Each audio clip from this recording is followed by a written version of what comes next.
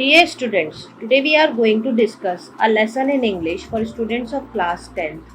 This is chapter number 3 from your book Footprints Without Feet. The name of the chapter is The Midnight Visitor, written by Robert Arthur. Dear students, ये story secret agent यानी जासूस के बारे में है। एक secret agent जिसका नाम ऑसिबल है और दूसरा सीक्रेट एजेंट का नाम मैक्स है।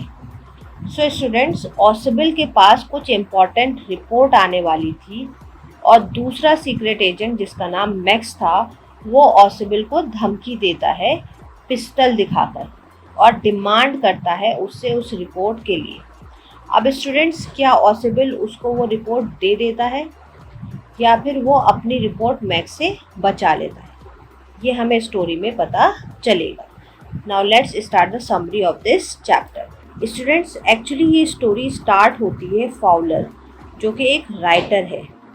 वो सीक्रेट एजेंट की लाइफ के बारे में लिखना चाहता है। फाउलर आकर ऑसिबल से मिलता है तो स्टोरी यहाँ से स्टार्ट होती है। स्टूडेंट्स, फाउलर जो कि एक राइटर था वो जब ऑसिबल से मिलता है वो बहुत ज़्यादा डिसअपॉइंट होता है क्योंकि ऑसिबल बिल्कुल भी फिट नहीं होता एक सीक्रेट एजेंट के डिस्क्रिप्शन में, जैसा कि फाउलर ने पढ़ा था। ऑसिबल बहुत ही ज़्यादा मोटा था। ऑसिबल फाउलर से कहता है कि तुम मुझसे डिसअपॉइंट हो। ऑसिबल कहता है तुमसे कहा गया था कि मैं एक सीक्रेट एजेंट हूँ जो कि डेंजर के साथ डील करता है। तुमने इमेजिन किया था कि तुम्हें एक मिस्टीरियस फिगर मिलेगी, रात को पिस्टल चलने की आवाज़ को सुनोगे और वाइन में ड्रग्स मिक्स होते हुए देखोगे, बट तुम्हें ऐसा कुछ नहीं दिखा। ऑसिबल कहता है आई नो कि तुम बहुत डिसअपॉइंट हो, बट डोंट वरी, मैं तुम्हें एक ऐसे पेपर दिखाऊंगा जो बहुत इम्पोर्टेंट पेपर है जिसके लिए हर कोई रिस्क लेना चाहता है और हासिल करना चाहता है। वो पेपर मेरे पास आ रहे हैं। वो ऐसे पेपर हैं जो हमारी हिस्ट्री को अफेक्ट करेंगे।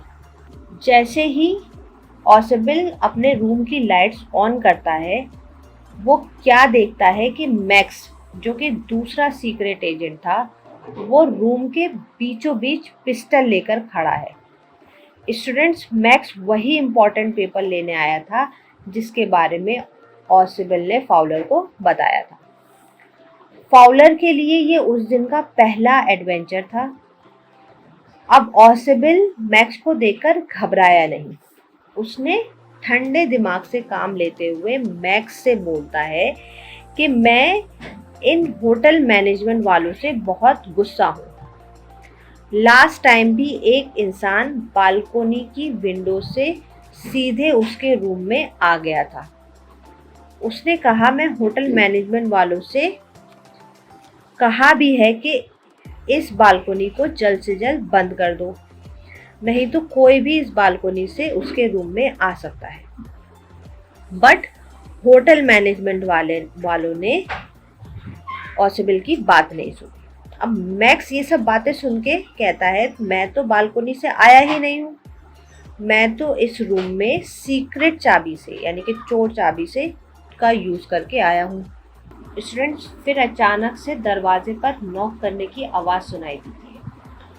ऑसिबल कहता है ये डेफिनेटली पुलिस होगी। ऑसिबल कहता है मैंने पुलिस को इस इम्पोर्टेंट पेपर के बारे में बताया था और इस इम्पोर्टेंट पेपर के लिए एक्स्ट्रा प्रोटेक्शन की ज़रूरत थी। ये सुन के मैक्स घबरा जाता है।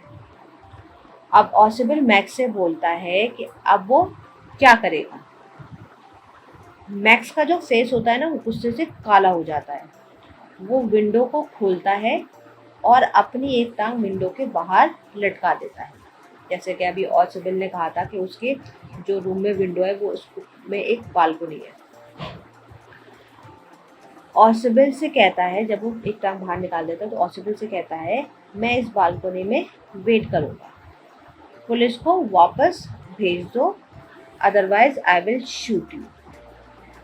फिर उसने अपनी दूसरी टांग भी विंडो की तरफ लटका दी और एकदम से बालकनी में छलांग लगा देता है और एक जोर से चीखने की आवाज़ आती है। फिर डोर ओपन होता है स्टूडेंट्स। तो बाहर दरवाजे पे कौन खड़ा होता है? एक वेटर ट्रे लेकर खड़ा होता है जिसमें एक बॉटल होती है और 2 ग्लासेस होते हैं, और फिर वो वेटर वो ट्रे को टेबल पर रखकर चला जाता है।